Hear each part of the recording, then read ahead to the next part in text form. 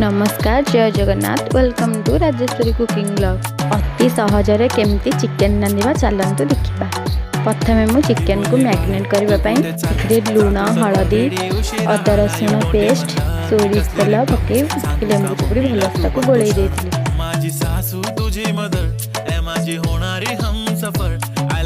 एपटे मु कड़ाई तेल पकई आलू गुरा भाजी देली।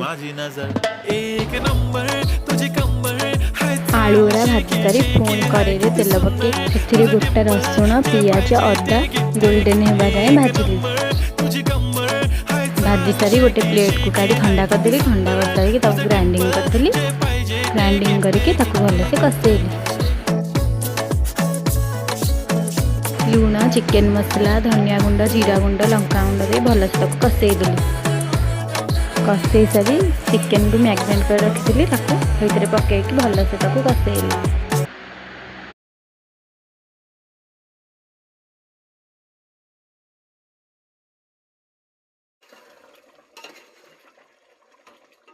गला आमर अति सहजरे चिकेन। नमस्कार जय जगन्नाथ।